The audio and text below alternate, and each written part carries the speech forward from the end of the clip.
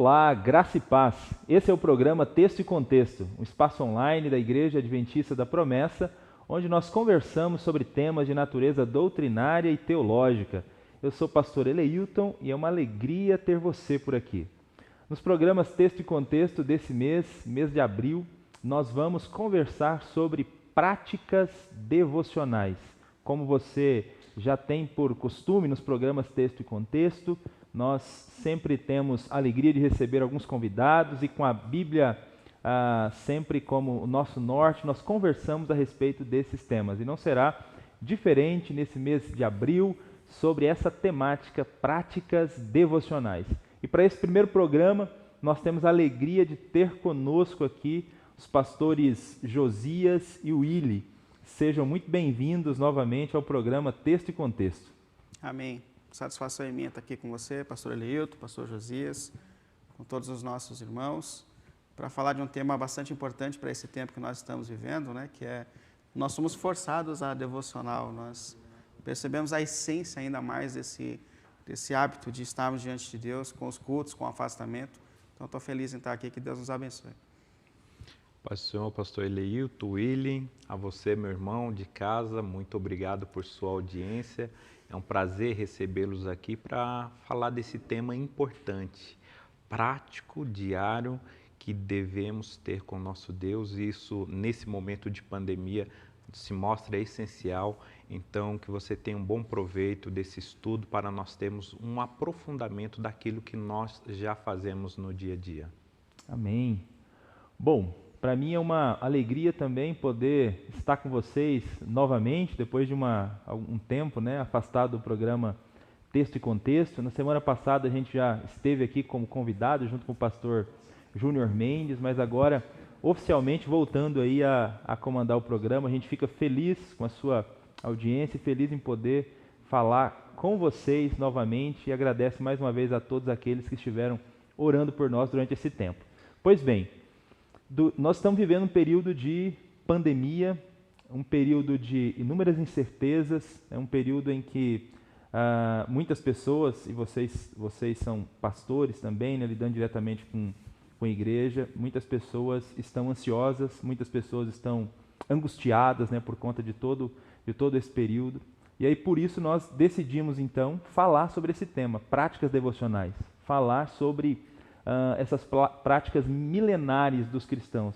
Nós entendemos que elas, de alguma maneira, podem nos ajudar a lidar nesses períodos de angústia, a lidar com esses períodos de crise. Então vamos conversar durante todo esse mês sobre algumas práticas devocionais cristãs, algumas antigas práticas, mas que não envelhecem, são sempre novas e sempre importantes para o nosso dia a dia. E vamos começar com a oração.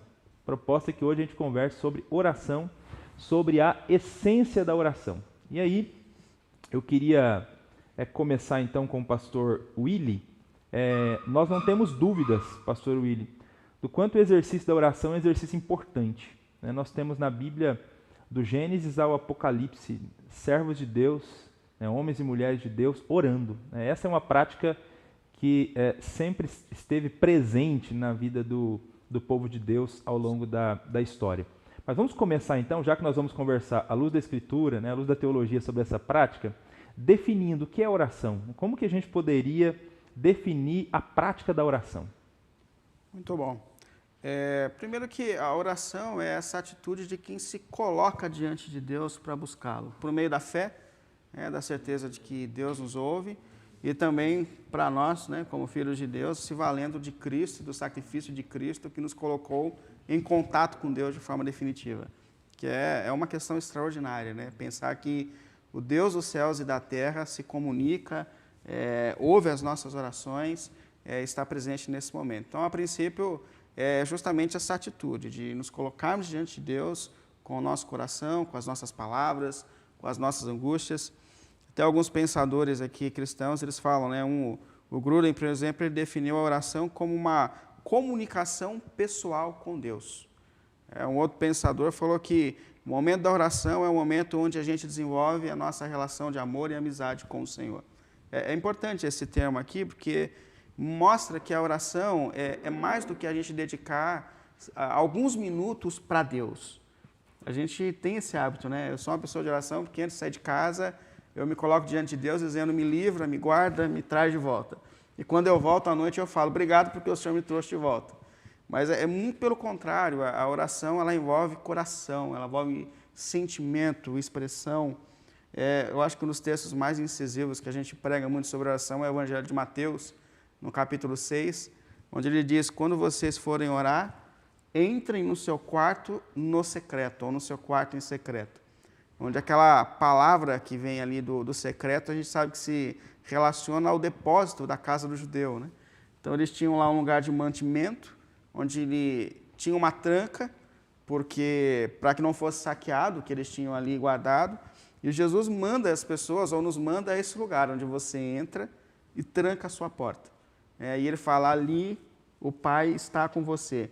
Eu acho muito interessante que Jesus ele não só falou que o Pai escuta as nossas orações, mas ele fala, o Pai te vê quando você entra nesse lugar. Pensar que o Deus dos céus e da terra vê esse ato onde nós vamos para o nosso quarto, trancamos a nossa porta e ali nós estamos para colocar o nosso coração. Uma coisa que eu gosto muito do quarto secreto é que no quarto secreto nós somos quem de fato somos. É óbvio que não é errado e a gente precisa de orações coletivas, de pessoas, momentos que a gente se reúne, mas nenhuma oração é tão pessoal como a oração do quarto secreto, né? Porque ali eu sou quem eu sou, ali ninguém está me escutando, a não ser o Deus que está me vendo, que está participando. Então a gente pode começar definindo a oração como esse momento íntimo e pessoal de nós estarmos diante de Deus, na presença de Deus, buscando dele essa relação íntima e pessoal. Legal, muito bom essa definição, então, de oração como relacionamento, né? Relacionamento pessoal que a gente tem com Deus. Eu acho que, de repente, é importante ressaltar, você citou um texto aqui de Mateus, capítulo 6, onde Jesus pede para a gente ir para o quarto em secreto orar, que ele não está com essa fala dele questionando, né, a ideia da oração pública, né? Sim, sim. Não existe aí uma proibição para se orar publicamente, né? O que Jesus ele condena nesse texto aí de Mateus capítulo 6 é a oração exibida, né? Sim, todo o contexto do capítulo é esse, né? Ele começa lá com a atitude dos fariseus, que até coloca ali uma questão que eu acho também bem interessante, ele fala, se você busca essa relação pública, você já recebeu a tua recompensa. Isso. O aplauso é a recompensa. Os fariseus citados por Jesus, o que eles querem é ser aplaudidos pelos homens, né? Então, se é isso que vocês estão buscando, eles vão aplaudir, né? Porque, ao que tudo indica, né? Parece que esse pessoal, eles faziam da oração um tipo de teatro mesmo, né? Sim, sim. Então, escolhiam as esquinas das praças, né? Para ir lá desempenhar um papel para ser aplaudido. Então, Jesus mostra que o caminho é outro, né? Então, e aí, de novo, né? Com isso ele não está condenando a oração pública, mas ele está querendo mostrar que, na verdade, oração tem a ver com começa no quarto, relacionamento, né? Começa com o quarto, essa comunicação com Deus, né? E aí, nessa mesma linha, nesse texto que você citou, pastor Willi, de Mateus 6, eu queria que o pastor Josias comentasse para a gente, nessa mesma linha ainda de tentar entender a essência da oração, né? O que é a oração. Porque parece que Jesus ensina nesse texto aí que a gente não ora para que Deus descubra quais são as nossas necessidades. Jesus deixa claro aí que parece que Deus já sabe antes mesmo de a gente pedir, né? Então, o que então a gente pode aprender mais sobre a oração e sobre a essência da oração quando a gente tem essa consciência que eu não estou orando para que ele descubra quais são as minhas necessidades? Sim, de fato Deus, ele é onisciente, né? Ele sabe de todas as coisas. O próprio Jesus falou, olha, o Pai sabe as necessidades de vocês. Somado-se ao caráter dele, que é amor, Deus é amoroso, então assim, alguém pode pensar, né? Se ele sabe que eu necessito, se ele me ama, então isso vai acontecer naturalmente, não precisa orar, né? O salmista também, ele diz, olha, antes que a palavra saia da minha boca, ele já sabe, né? Antes de eu falar, ele já sabe. Então, a gente não precisa orar, ou como que fica a oração nessa questão, né? a oração aqui, ela tem mais a ver com nós, né? É uma questão de mais os seres humanos, né, do que com Deus. Porque ele já sabe, então, quando ele pede, né, essa prática, quando ele exige essa prática de nos aproximarmos, ele quer desenvolver basicamente duas coisas. O relacionamento com ele, porque uma questão é você ter esse relacionamento de pedir, de falar com ele. Quando você tem a bênção, você chega àquela questão fantástica que o Willi citou aqui, né? Você tem o Criador do Universo te respondendo, né? Então, fica mais próximo. O teu relacionamento com Deus, ele fica mais maduro. E tem a questão da fé também, o desenvolvimento da fé. Porque da mesma forma que o Pai sabe o que você precisa e o que você vai pedir antes de pedir, Ele também sabe da sua confiança, se você confia ou não nele. Mas também em relação a gente, é uma questão com a gente, de a gente ver esse desenvolvimento de fé. Deus, por exemplo, sabia que Abraão ia sacrificar o filho dele, estava disposto a sacrificar. Mas como que ele pede? Por que ele pede, mesmo já sabendo? Por próprio Abraão saber, né? E para as pessoas que estão em volta de Abraão saber até onde vai a obediência dele, né? Então, a oração tem esse caráter também de a gente desenvolver a nossa confiança a partir do autoconhecimento nosso. Nós vamos nos conhecer mais e quando confiamos a Deus, nós falamos a Deus isso. E aí é por isso que eu sempre falo de a gente, para ajudar nesse desenvolvimento, costumar fazer oração específica. Porque a oração, quanto mais específica, mais você vai ter essa noção de que Deus está próximo, Ele está me ouvindo, e isso vai te levar a entrar com mais confiança da próxima vez na presença de Deus, porque Ele já te ouviu. Quando você ora especificamente, Senhor, eu preciso disso, quando Ele responde, fica muito nítido, né, que Ele está bem próximo de você ali. Ano passado, né, aliás, a gente passou por uma experiência dessa, onde eu convidei a irmã Andréa para participar do MCA, liderar o MCA. Ela disse para mim, pastor, eu não vou poder porque eu sou professora e esse ano teve mudanças e a minha vaga caiu lá na zona sul de São Paulo. Para quem é de São Paulo sabe, né, a distância da zona leste para a zona sul é muito longe, irmão. E ela tinha que se mudar para lá. Disse assim, eu nem vou ficar na igreja aqui porque eu tenho que me mudar, então não vai dar. Eu disse, André, mas já está certo isso? Ela disse, olha, todas as vagas praticamente já foram. E se encerra essa semana. Eu disse, aguenta essa semana. Eu vou orar, Deus vai te ajudar a arrumar uma vaga pertinho da sua casa. Você não vai precisar mudar de igreja e nem de casa. E, graças a Deus, antes de terminar a semana, saiu uma vaga próximo da casa dela. Ela glorifica a Deus até hoje, porque ficou muito nítido, porque a oração foi específica, né? Exatamente aquilo que nós pedimos, Deus respondeu. Isso eleva a nossa confiança, de, olha, Deus de fato está presente e Ele nos ouviu, né? Então, eu sempre falo da questão importante de fazer orações específicas, né? Mesmo que sejam questões pequenas, que pode ser pequenas para muito, mas se é importante para você, é importante para Deus, né? E mais para frente a gente vai falar de como Deus responder essas questões, essas orações, como é importante a gente fazê-la de maneira específica. Então, quando nós oramos, nós desenvolvemos nossa fé, nós desenvolvemos nosso relacionamento com Deus e também a nossa dependência de Deus. Quando a oração ela serve para você enxergar toda a largura e extensão do poder de Deus e a sua pequenez. Quando você fala, Senhor, eu não posso, não consigo, é contigo. E aí quando você joga para Deus, Ele tem, né, esse prazer a mais de responder para você quando você chega nessa questão de dizer, Senhor, eu nada sou sem Ti, o Senhor é o Todo-Poderoso e eu preciso de Ti, né? Isso vai ajudar no nosso relacionamento, que é uma outra coisa que ele vai combater nesse texto que o Willi citou, que é a oração irrefletida, né? Se é um relacionamento, se ele deseja que nós nos relacionemos com ele, a oração mecânica não tem lugar.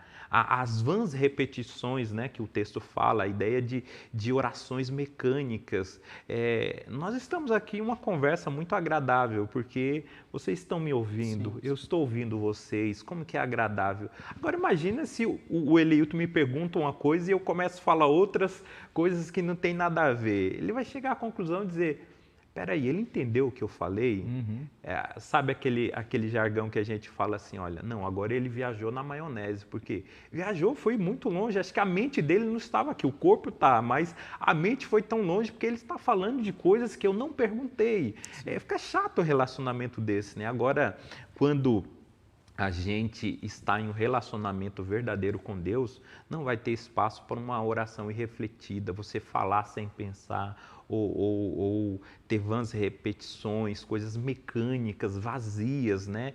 Tem muita gente que acha que vai alcançar a bênção pelo volume das orações. Então eu tenho que falar muito, eu tenho que falar muito e tal. Sim. Não é pelo volume, né? Não é por isso que Jesus fala que a gente vai alcançar, mas é por esse relacionamento com Ele, que Ele quer de sentar, estar perto conosco, pertinho, a gente falar com Ele, da nossa forma, né? O pastor Willi falou do quarto secreto, né? No quarto secreto eu também, todo mundo gosta, né? Porque ali é aquele lugar onde não há teatro, né? Como os fariseus, né? Ali no lugar secreto, você nem imposta a voz quando você vai fazer uma oração em pública, né? A gente escolhe palavras bonitas, né? E às vezes fica tão preocupado com essas questões menores, né, de falar bem, uma voz impostada, escolher frases de efeito, né, para falar com ele, que você esquece do relacionamento. E Jesus, ele condena isso, ele condena, né, esse tipo de oração, mas não é porque ele não está preocupado com volumes de oração que ele não goste da oração persistente. Porque ele contou uma parábola, né, da viúva que importunava um juiz, e ele diz, olha, vocês devem ser persistentes. Então, ele não está condenando orações longas, orações demoradas, não é isso que ele está condenando, é simplesmente a oração irrefletida. Então, precisamos ser persistente, orar sem cessar é um mandamento da palavra de Deus, né? Mandamento orar sem cessar. Então, podemos sim estar longos períodos diante de Deus falando com Ele, podemos estar sempre falando das mesmas coisas. Eu peço hoje, amanhã eu peço a mesma coisa, não tem problema. Agora, a oração irrefletida, a oração mecânica, essa é complicada. Deus, ele não gosta desse tipo de oração, né? Acho que Jesus chamou aí diz que os pagãos que fazem isso, né? Isso. Os pagãos que pensam que pelo muito falar serão ouvidos, né? Então existem certos horários para se fazer as orações e em cada horário desse tem um tempo específico. Então, se eu cumprir essa tabela, né, se eu orar esse número de vezes e esse tempo específico, ele vai me ouvir. E aí a oração se torna um ritual, né? Então, de fato, parece que é isso que Jesus está combatendo, né? Porque a oração é muito mais do que isso, né? A oração tem a ver mesmo com relacionamento, com dependência, com confiança, né? Então, até essa fala do Senhor, quando Ele fala, né, que o Pai sabe do que a gente vai dizer antes mesmo de que a gente diga. Algumas pessoas até perguntam, por que eu oro então? Mas o que a gente percebe com esse texto é que Deus está tão envolvido de maneira pessoal com a gente, com a nossa vida, com a nossa história, que quando a gente entra no quarto, Ele já sabe o que está acontecendo no nosso coração. Né? Isso torna a oração, leva a gente para longe dessa ideia do mantra na oração, né? Que você vai repetir como se alguma coisa precisasse acontecer em Deus. E na verdade precisa acontecer em mim. Exatamente. Quando eu oro, eu acho isso extraordinário. Porque quando eu estou orando, não é que o Deus está... A gente tem às vezes a impressão de que Deus está de braços cruzados, insensível e hostil às nossas lutas. Não. Na verdade, Deus está tão envolvido que Ele já até sabe. Mas enquanto eu oro, algo acontece em mim, né? Há uma estabilidade, há uma força sobrenatural que é derramada sobre a minha vida. Inclusive, portas podem se abrir à medida que mudanças acontecem na minha história e na minha vida. Isso, e isso é muito interessante porque, assim, existem pessoas que acreditam que a oração nossa é para mudar a opinião de Deus. Não é isso. É mais para mudar a nossa, né? Às vezes ele não muda as circunstâncias que a gente está pedindo. Senhor, Deus, está difícil isso e aquilo e muda isso. Não, com o tempo de oração, você que é modificado. Ele não modifica as circunstâncias, mas ele acaba te modificando, né, para você amadurecer. Então, a oração, o verbalizar, o falar com Deus tem mais a ver conosco do que com Ele, né? Não transforma as circunstâncias, muitas vezes, mas transforma a nossa maneira de enxergar as circunstâncias. E às vezes até dando forças para a gente poder passar o desafio, né? Isso, isso. Exatamente. Mas vamos lá. Pastor Willi, fala um pouco para a gente, o pastor Josias até comentou aí sobre o tema, né, de leve, mas fala um pouco para a gente sobre essa questão da frequência e da perseverança na oração. O que a Bíblia diz a respeito disso, sobre frequência e perseverança? Sim. A oração, sem sombra de dúvidas, é uma necessidade essencial da nossa caminhada espiritual. Talvez a mais essencial, né? Que nos conecta com Deus, que nos sustenta. Então, não há dúvidas de que o alimento que a gente tem para sobreviver espiritualmente vem da nossa relação íntima e pessoal com Deus. O apóstolo Paulo, ele disse aos Tessalonicenses, 1 Tessalonicenses 5,17, orai sem cessar, orai continuamente, né? Persistentemente. Jesus, o Senhor, também alertou a gente a respeito disso, né? Para a gente viver em jejuns e orações. Até porque as lutas que nós enfrentamos são maiores do que a nossa resistência. O mundo, a carne com ainda essa natureza pecaminosa que a gente tem, a gente sabe que são forças maiores do que a gente pede, do que a gente tem para poder resistir às nossas lutas. Quando o apóstolo Paulo fala aqui a respeito de orar sem cessar, ele até estende a questão da oração além do quarto, né? É viver em oração, viver em conexão com Deus, viver a todo tempo. Isso também leva a gente muito a pensar a respeito dessa questão de que eu oro de manhã, me guarda, me leva e eu corto a conexão, né, e vou viver minha vida. Não, é viver em estado de oração, em espírito de oração, em busca, essa busca contínua. Jesus, o Senhor, também falou muito sobre isso, no Evangelho de Mateus 7, 8, e nos Evangelhos se repete essa fala, onde ele fala, todo aquele que pede, recebe, de acordo com a vontade do Pai. E ele persiste ali, buscai continuamente, como o pastor Josias já citou aqui. Persista na sua oração, persista na sua busca. Como a gente disse, a intenção aqui, eu acredito que não é tentar mover Deus, mas essa certeza de que algo está acontecendo em nós enquanto nós estamos persistindo. Eu tenho certeza que, de alguma maneira, Deus sempre nos responde. Sim, né? sempre. Por mais que seja completamente contrário ao que a gente pediu. Quem esteve em oração, mesmo depois de ter um resultado diferente do que esperava, pode dizer, Deus me ajudou, Deus me abençoou, Deus se fez presente. E eu acho incrível que todos os grandes homens e mulheres de Deus na Bíblia foram pessoas de oração. Né? Desde os patriarcas, eles sempre tiveram uma relação em comum e pessoal com Deus, né? Além da média da época. A gente pega, por exemplo, Daniel, que antes de tomar decisões importantes, ora ali ao Senhor por 21 dias. Eu lembro de Neemias, que recebe o impacto da situação de Israel no retorno do exílio. E Neemias dedicou 4 meses à oração. Eu falo que eu preciso aprender muito com Neemias, né? Porque a gente toma decisões por impulso, a gente toma caminhos, a gente faz mudanças, muitas vezes no impulso, né? Aceita propostas e sai de caminhos. Neemias, antes de tomar qualquer atitude, ele se dedicou à oração por 4 meses, onde Deus preparou o ambiente, preparou ele mesmo para que ele pudesse viver o desafio. Davi era um homem de oração, Salmo 55, 17.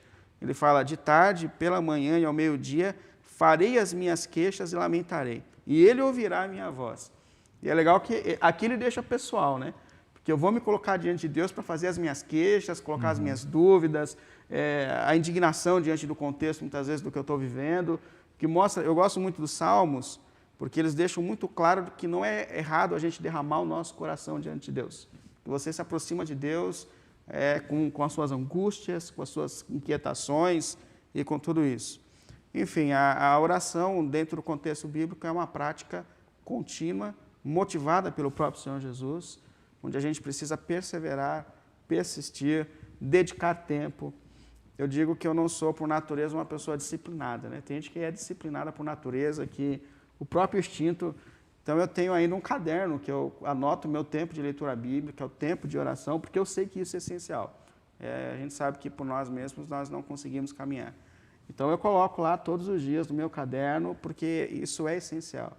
Quando a gente olha, por exemplo, para Daniel, que orava 3 vezes por dia, e o contexto mudou, e continuar orando era um risco até de vida, mas ele continua orando, porque isso é essencial. A persistência no relacionamento com Deus, nas orações, é algo essencial para a nossa caminhada espiritual. Jesus, quando ele ensinou sobre oração, nesse texto de Mateus 6, que a gente citou aqui algumas vezes já, ele partiu do pressuposto que os seus discípulos seriam pessoas de oração. Sim. Quando ele disse, quando orardes, que seriam pessoas de jejum, né? Quando jejuardes, que contribuiriam, né? Quando forem dar esmolas, né? Sim. Então, ele não deu uma regra, né? Assim, orem tantas vezes, orem tantas horas, né? Mas ele partiu do pressuposto que todo discípulo ora, todo discípulo dele o buscaria, né? E de fato a Bíblia Sagrada apresenta esses vários incentivos, né? Como você menciona aí, de orar incessantemente, né? De orar com perseverança. E a gente faz isso, né? Quem ora com perseverança faz isso porque acredita que a oração de fato faz efeito e pode ser respondida e que Deus atende oração, né? Acho que é o C.S. Lewis que diz que quando a gente deixa de perseverar, nós estamos mostrando que na verdade nós não confiamos tanto nesse mecanismo, né? Não confiamos tanto na oração assim, se a gente não persevera em oração, né? Mas entrando um pouco dentro desse assunto, porque dificilmente a gente consegue falar sobre oração sem ter que falar sobre soberania de Deus, né? Porque essa é uma questão que está intimamente ligada à teologia da oração, né? Nós acreditamos que a oração é eficaz, nós acreditamos que Deus responde a oração, só que sabemos, né? Sabemos pela história, por experiência pessoal nossa, que Deus não ouve todas as orações, né? Às vezes ele não responde, ou pelo menos não responde como nós gostaríamos que ele respondesse, né? O pastor Willy diz que ele responde todas, né? Mas às vezes não responde como nós gostaríamos que ele respondesse ou como nós imaginamos que seria o correto, né? Está todo mundo pedindo para que tal coisa aconteça e às vezes isso não acontece. Então, como lidar biblicamente com esse drama, né? O drama das orações não respondidas? Em tese, eu concordo com o pastor Willy que toda a resposta de Deus ela é positiva. Sempre vai haver um bem, mesmo que seja o não de Deus. Mas o tempo que você passou em oração pedindo, você desenvolveu o relacionamento com Ele, e você vai ter outros benefícios psicológicos, emocionais, um tanto de outros, a fé elevada, né? Mesmo que seja um não. Então, assim, em suma, todas são positivas. Da perspectiva de Deus. Pode ser que da nossa a gente ouça um não achando que é um negativo, algo negativo, mas sempre é positivo. A palavra de Deus diz que, lá em Romanos, né, que todas as coisas cooperam para o bem daqueles que amam a Deus, e o não de Deus está nesse meio, nessa todas as coisas, né? Ele fala um não para a gente e esse não ele coopera para o bem, né? A gente não vai entender no momento, aquele momento que está se passando, a gente vai se indagar uma série de perguntas, vamos fazer a Deus, mas no fim, o propósito final, isso vai cooperar para um bem que a gente vai descobrir, talvez muitas coisas só na eternidade, né? Porque daquilo. A gente precisaria, para lidar com isso, né? Lidar com o não de Deus, entender a soberania de Deus, aprender a dinâmica da oração, porque a oração, esse relacionamento, ele tem algumas dinâmicas. E se a gente não entender isso, podemos ficar tristes ou achar que Deus não está nem aí para a gente, que Ele não ouve, que Ele está distante, se nós não entendermos essa dinâmica. Eu costumo a olhar para essa dinâmica e dividir ela em 3 partes, né? A primeira são orações são pedidos de bênção que nós vamos pedir a Deus, aliás, que nós nem vamos pedir a Deus e Ele vai responder. Pegando a frase ali do salmista, né, que ele diz, antes que a palavra saia da minha boca, Deus já sabe, é como se assim, olha, antes de falar ou sem você falar, o sim já está garantido. Há uma categoria de bênção que o sim de Deus já está garantido. Você pedindo antes de pedir, ou às vezes nem pedindo, Deus já garantiu o sim. Por exemplo, hoje nós nos levantamos, fizemos nossa oração, mas eu acho difícil de ter alguns de nós que pediu, Senhor, eu preciso de tantos metros cúbicos de ar para respirar hoje, porque se eu não respirar, Deus, eu vou morrer. Eu preciso do ar para respirar. A gente nem pediu isso, mas Ele concede, né? A palavra diz que Ele manda o sol e a chuva sobre todos. E muitas vezes a gente não pediu. O agricultor, né, o produtor rural lá, Deus, eu preciso de chuva para a plantação. Ele pede, mas a gente aqui na cidade, às vezes é um estorno, né, a chuva. A gente nem pede, mas ela vem, né? São bênçãos de Deus que Ele decidiu assim, na sua soberania, já que pedindo ou não, o sim de Deus já está para a gente. Na outra ponta tem o não. O não de Deus já está garantido. Mesmo a gente pedindo, antes de sair da boca, o não de Deus já está lá também, né? Olha, é não. Os discípulos, certas feitas, né, perguntou pro Senhor, disse, Senhor, quando que vai acontecer essas coisas? Ele disse assim, olha, não, para por aqui. Já deu um corte, né? Não se preocupa com isso, não compete a vocês. Isso está reservado para tempos e eras. Então, tem bênçãos de Deus que vai acontecer somente naquele tempo, naquela era, está reservado. Então, por mais que você peça agora, tenha fé, confiança, ore 3 vezes ao dia, jejum, não vai acontecer, o não já está dito, porque está reservado para tempos e eras. Isso traz benefício. O mesmo não vai trazer benefício. O tempo que você passou com Deus ali desenvolvendo, isso te traz benefício. Agora, entre essa categoria, as bênçãos que já temos o sim e as bênçãos que pedimos e já temos o não de antemão, existe aqui um nicho, existe aqui no meio orações que Ele decidiu com a sua soberania que nós teríamos se pedirmos. Se pedir. Ele disse, olha, nada tens, porque não pedes. Existem bênçãos que está atrelada ao pedido. Precisamos fazer o pedido. Se você não pedir agora, você não vai ter. Se você demorar 10 anos para pedir isso, Ele vai te dar daqui a 10 anos. Mas você poderia ter agora. Você não tem porque não pediu. Então, nessa faixa aqui que cabe a nós, né, fazermos o pedido, aí nós devemos lidar com essas questões. A Bíblia vai falar de algumas questões que cabem, né, nessa fatia do meio aqui, a gente entender, por exemplo, que a gente pode perder bênção se nós não confiarmos, aí precisa da fé. Ele decidiu assim, a gente precisa usar da fé para a gente alcançar. Se nós não confiarmos na palavra de Deus, se tivermos pecados escondidos, né? A Bíblia fala disso, né? Que se nós não tivermos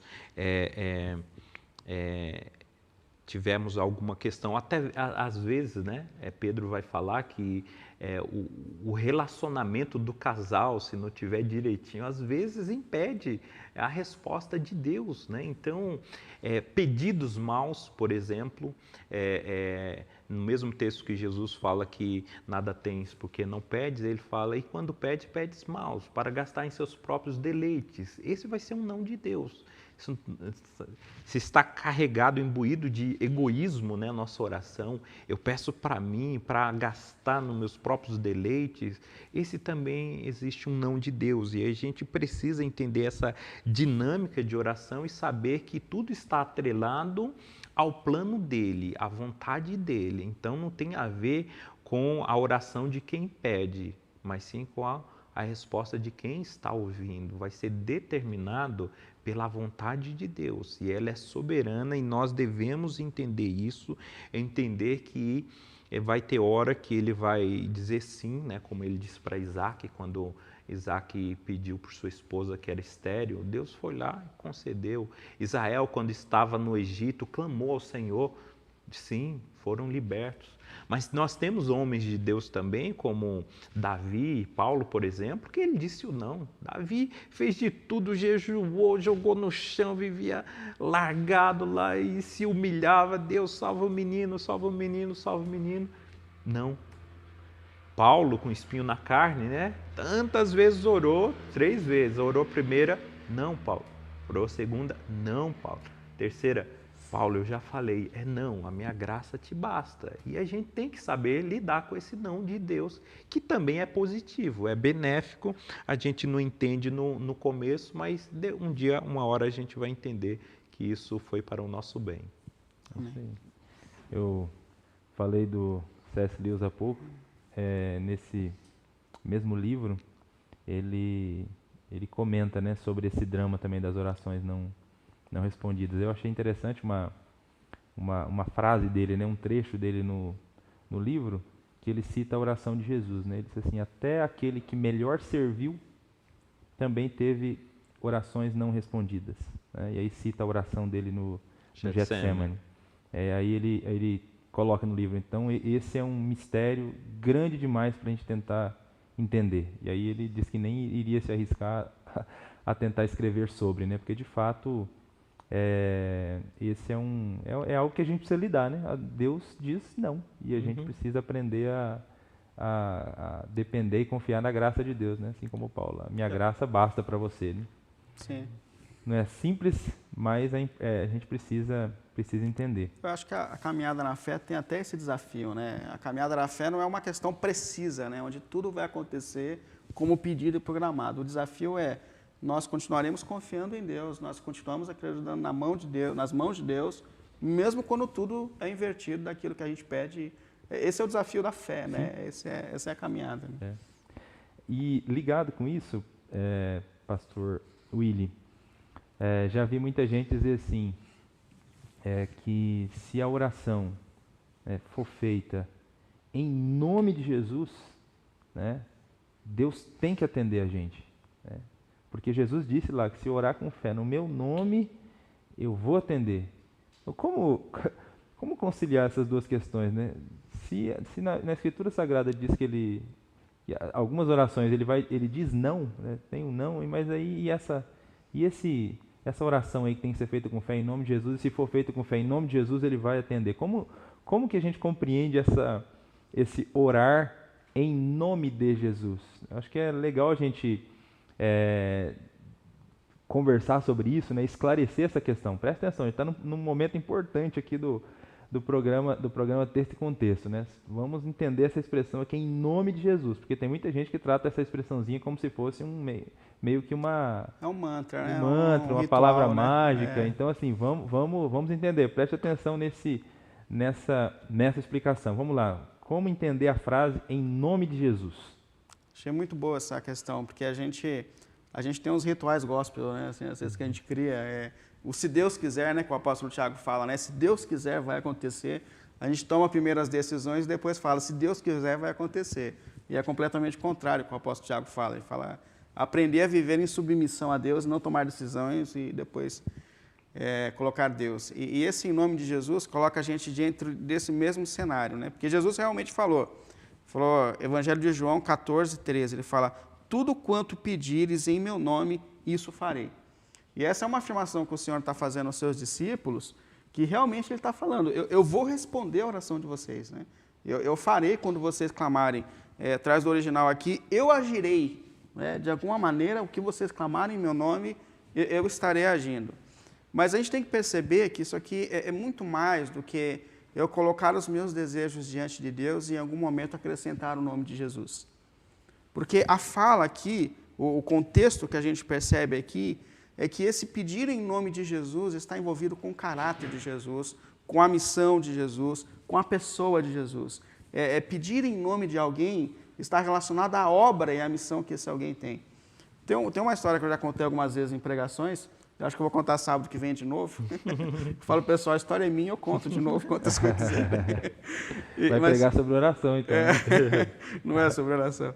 Mas é interessante que tem uma história que uma vez um fazendeiro, né, estava saindo de casa com a caminhonete dele e ele chamou o caseiro e falou assim, ó, tudo que for necessário para manter o sítio, para manter o que eu tenho, pode ir na cidade porque eu já deixei meu nome lá.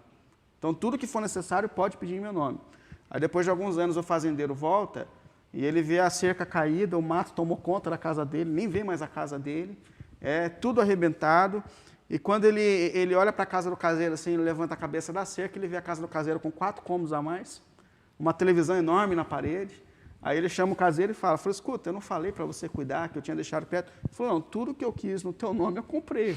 Comprei mais 4 quartos para minha casa, comprei um carro novo. E essa é a ideia aqui, né? É pedir no meu nome para cuidar daquilo que é meu, né? Para continuar aquilo que foi começado. Então, a gente tem que ter uma sensibilidade muito grande com relação aqui. Tanto é que ele fala, tudo que você pedir é para a glória do Pai, é para que a obra do Pai seja feita.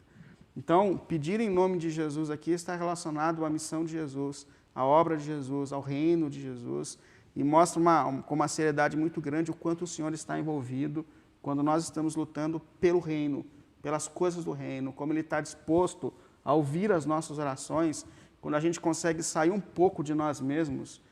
Até o pastor Josias já citou Tiago, onde ele fala, vocês pedem e pedem não recebem, porque vocês pedem mal, vocês pedem para os seus próprios prazeres. É uma conversão da oração.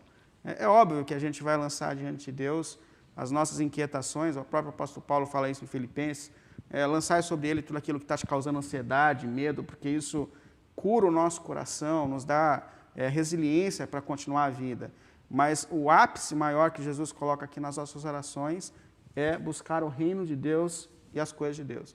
Jesus até tenta nos converter ainda no Evangelho de Mateus aqui, onde ele fala, né? Busquem antes de todas as coisas o reino dos céus e a sua justiça, e as outras coisas os serão acrescentadas. O problema é que a gente está pegando as coisas e trazendo como essencial. E o reino de Deus fica em algum lugar. Essa é a questão. E Jesus está invertendo a gente em relação a isso. Então, é nesse sentido de que quando eu busco em nome de Jesus aquilo que eu preciso para que a obra de Jesus continue, para que o caráter de Jesus se manifeste, para que o reino de Deus seja fortalecido, e é aí de uma forma extraordinária e sobrenatural que Jesus está dizendo, vocês receberão, ou seja, eu vou colocar as minhas mãos, eu vou intervir, e as coisas vão acontecer, e vocês vão perceber, porque é para continuar aquilo que eu comecei. Muito legal, muito legal. Então não é só colocar em nome de Jesus no final da oração, né? Pediu aquele monte de coisa que não tem nada a ver com a vontade de Jesus, né? Não está orando como Jesus oraria e no final, em nome de Jesus, amém. Então, orar em nome de Jesus não é só usar o nome de Jesus na oração, né? Mas é orar, de fato, como Jesus oraria, né? Isso aí reveste a oração de um significado extraordinário, sim, né? Sim, isso. Não é uma palavra mágica, né? O pastor ele falando aqui, eu lembrando dos filhos de Cefas, né? Quando eles vão expulsar, né, um demônio, e aí eles olham em nome do Deus que Paulo prega. Né? Então, ele fala assim, olha, eu sei quem é Paulo. Paulo, ele tem esse relacionamento, né, com Deus. É que a oração, ela passa a virar um ciclo virtuoso, né? Porque, assim, a gente se aproxima mais de Deus para falar, a gente precisa se aproximar das pessoas para falar, a gente se aproxima de Deus. Quando a gente se aproxima de Deus, a gente adentra mais no reino de Deus, vai estar próximo daquilo que é a vontade dEle e começa a fazer a vontade dEle, obediente a Ele, porque a gente está próximo, a gente está vivendo. A gente vê inúmeros casos de pessoas que têm o seu comportamento alterado por se aproximar de determinadas pessoas. Ele é de um jeito, mas ele passa a conviver com aquela pessoa, o comportamento dele é alterado, né? E nesse alterar, ele passa a viver parecido àquela pessoa que ele se aproximou. A oração nos leva a isso, e aí é onde a gente vai fazer a oração com mais propriedade, não achando que é uma palavra mágica, né? Paulo pedia e dava certo. Os filhos de Cefas falaram, olha, vamos usar esse nome também agora, né? Porque está dando certo com ele, vai dar certo com a gente. E não deu, né? Eu acho que nesse contexto os demônios até fizeram uma reunião para resolver essa situação, porque eu expulso você e em nome de Jesus é quem Paulo prega. E agora? Sai ou não sai? E esses caras aí, eles Se deram mal, né? se deram mal, né? Porque Arrebentados. apanharam e saíram de lá surrados, né? Mas enfim, vamos agora para a última questão, né? Estamos caminhando para o final desse programa Texto e Contexto, né? Esse primeiro sobre oração. Eu queria que a gente voltasse, então, nesse último momento aqui, a falar da eficácia da oração. Eu já citei o C.S. Lewis aqui 2 vezes. Eu prometo que vai ser a última. É que não tem como citar Você mais tá também, lendo né? ele, Porque né? é a última questão. Né? Realmente, eu peguei para ler o livro O Último Dia do Mundo. Eu não sei se quem está ouvindo conhece. O Último Dia do Mundo, do C.S. Lewis. Eu peguei esse livro para ler, estou lendo ele. E tem um capítulo que ele começa dizendo que ele tinha planejado ir para Londres, mas ele recebeu uma carta e desistiu, né? Só que ele queria cortar o cabelo antes de ir para Londres. E aí, como ele desistiu de ir, falou, não vou cortar o cabelo também. Mas ele começou a sentir um santo incômodo para ir cortar o cabelo, mesmo sem ter que viajar, né? O cabeleireiro era um moço cristão, né? Que ele sempre ajudava, né? Hora ou outra eles estavam ajudando esse rapaz. Ele sentiu aquele incômodo e decidiu ir cortar o cabelo mesmo assim. Aí disse que quando ele chegou lá, disse que o cabeleireiro falou para ele, que bom que o senhor veio. Eu pedi a Deus essa manhã que ele mandasse o senhor aqui, né, porque eu estou precisando da tua ajuda. Ele falou assim, realmente, pela situação, se ele fosse 1 ou 2 dias depois, ele não seria útil, ele seria útil naquele momento. Aí ele começa o diálogo, então, do capítulo para falar assim, o que aconteceu ali? Foi uma mera coincidência, né? Telepatia, ou de fato a oração funciona, né? A oração é eficaz, né? Às vezes de repente isso já aconteceu com a gente também, né? Você liga para alguém, puxa pastor, eu estava pensando em te ligar agora e o senhor me ligou, né? Então, de fato, a oração funciona, a oração é eficaz, Deus age por meio da oração, a gente pode confiar e acreditar nisso, que Deus está trabalhando e agindo por meio da oração, especialmente nesses tempos de pandemia, pastor Josias. É importante crer nisso e a gente pode, de fato, confiar nisso, de acordo com a Escritura? Sim, o apóstolo Tiago vai falar, né, na sua carta, no capítulo 5, que a oração é poderosa e eficaz, né? Então, de fato, há um poder à nossa disposição que nós alcançamos ao lançar mão desse instrumento que é a oração, né? Então, de fato as coisas acontecem, Deus faz isso acontecer, como eu falei, para trabalhar na gente, né? Às vezes tem pessoas que acham que o pedido é simples demais, eu nem vou incomodar Deus com isso, é muito simples, né? Mas não deixe de orar, meu irmão, não deixe de orar, minha irmã, porque isso faz um bem, porque a oração ela acaba se tornando até uma adoração, né? Quando você pede com aquela oração específica que eu falei, né? Pedir de maneira específica a oração, com detalhes na oração. E aí quando Deus responde, você vê que foi exatamente com aqueles detalhes, não tem como você não adorar a Deus, né? A oração passa a ser adoração nesse momento, porque você vai reconhecer, você vai estar diante do Todo-Poderoso, que vai fazer coisas extraordinárias. E você é um pequenino, né, que não pode nada. O próprio Jesus fala assim, em mim vocês nada pode fazer, e nada é nada mesmo, né? E aí então, você na oração, você expressar essa confiança também é um ato de adoração, dizer, Deus, eu não consigo, olha, isso é demais para mim, é muita coisa e eu preciso de Ti. Então, você está dando glória a Dele, você está glorificando o nome Dele, você está conferindo o poder a Eles. Olha, é o Senhor que consegue, eu não consigo, né? Então, Ele tem esse caráter de adoração. Ela é poderosa, ela é eficaz. Por isso, tanto nas grandes coisas, né? Como o próprio Tiago vai falando, né, na sua carta, ele vai citar Elias, né? Que orou a Deus e o país inteiro fechou os céus. Imagina, você ter 3 anos e meio, mais de 3 anos, os céus cerrados, uma oração parar os céus. Mas Tiago também poderia citar Josué, né, que parou todo o sistema solar, né? Na época ele orou para parar o sol e a lua, mas hoje nós entendemos, né, mais um pouco dessa questão. A gente sabe que ele parou todo o sistema solar com uma oração.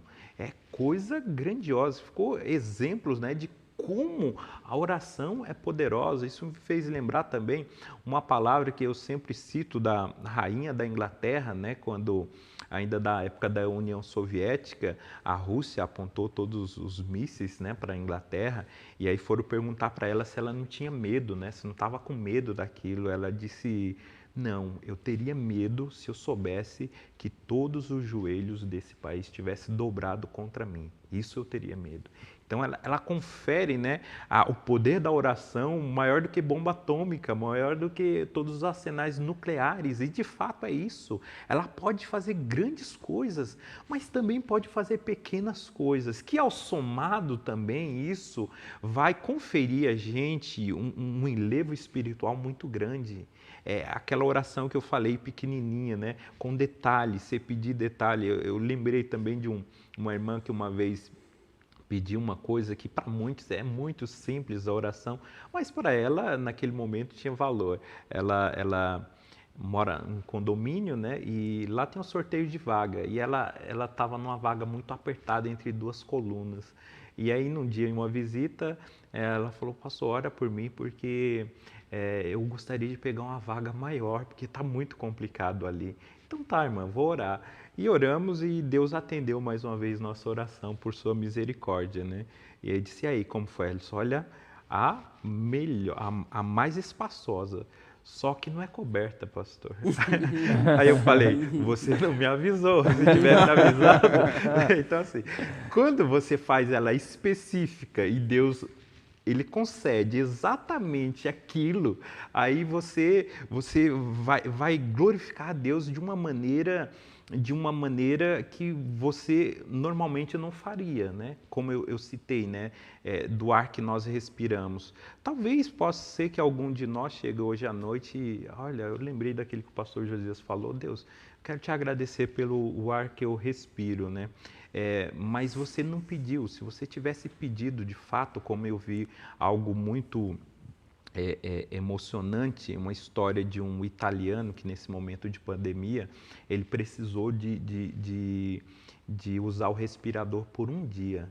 E lá não tem SUS, né? A gente reclama muito do SUS aqui, mas em muitas coisas é bênção, né? Ele teve que pagar 500 euros por esse um dia.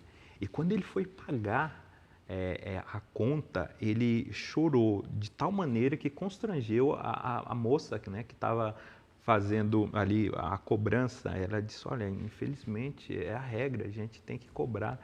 E ele virou para ela e disse o seguinte: olha, não é pelo dinheiro, porque eu tenho dinheiro e eu vou pagar, mas é porque eu, durante 95 anos da minha vida, respirei de graça e nunca agradeci a Deus.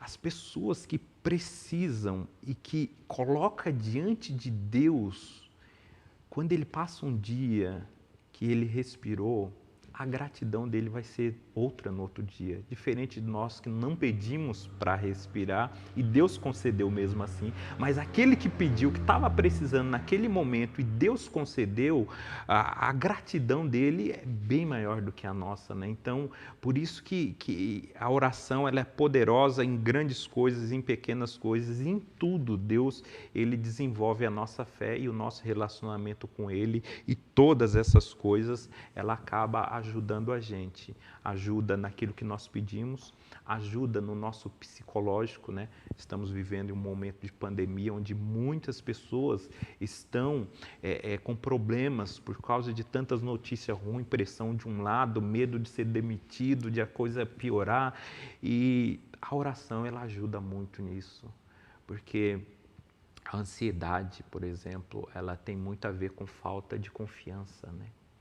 Se a gente ora a Deus, se a gente como diz a palavra, lançai sobre ele, né, toda a vossa ansiedade, porque ele tem cuidado de vós. Só o ato de orar, a bênção não chegou ainda, mas o ato de orar é uma terapia, né, que vai ajudar o nosso psicológico, vai ajudar nossas emoções, vai ajudar a nossa espiritualidade, né? O salmista vai falar lá no Salmo 66, 18, né?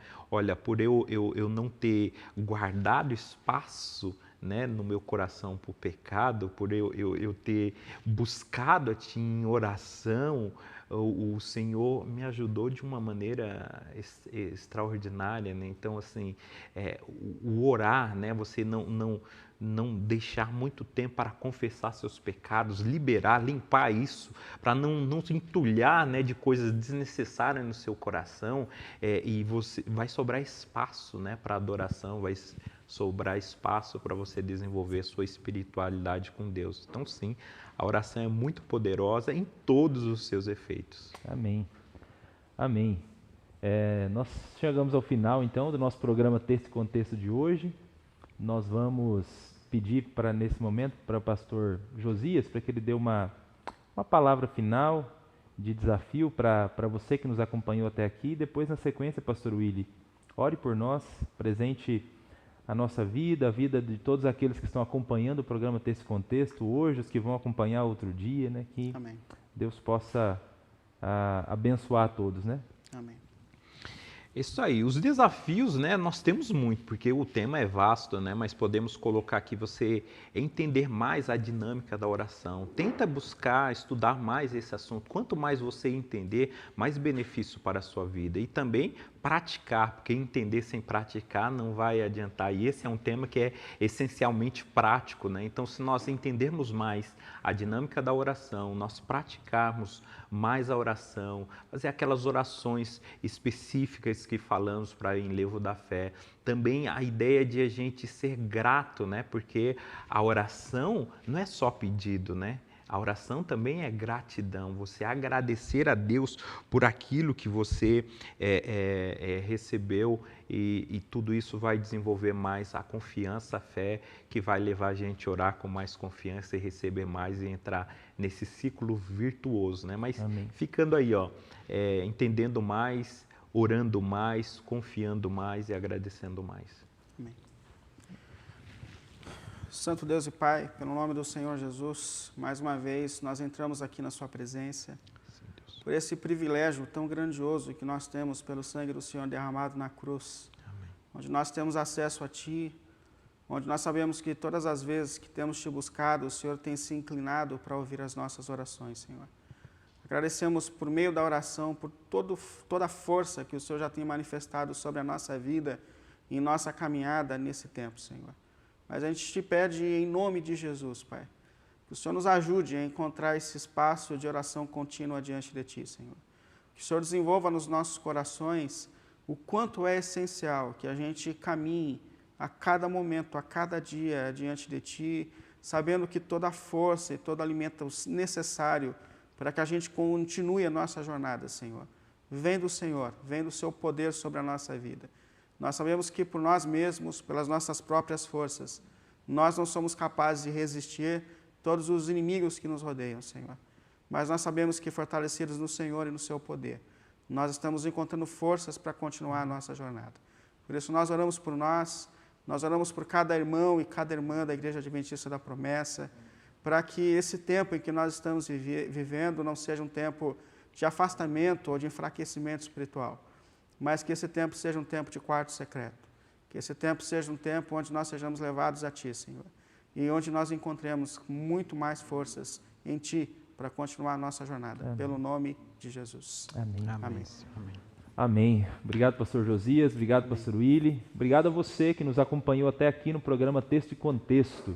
Que Deus possa lhe abençoar e até a próxima semana. Estaremos juntos aqui novamente falando sobre práticas devocionais e vamos falar um pouco mais a respeito da oração. Que Deus lhe abençoe e até lá.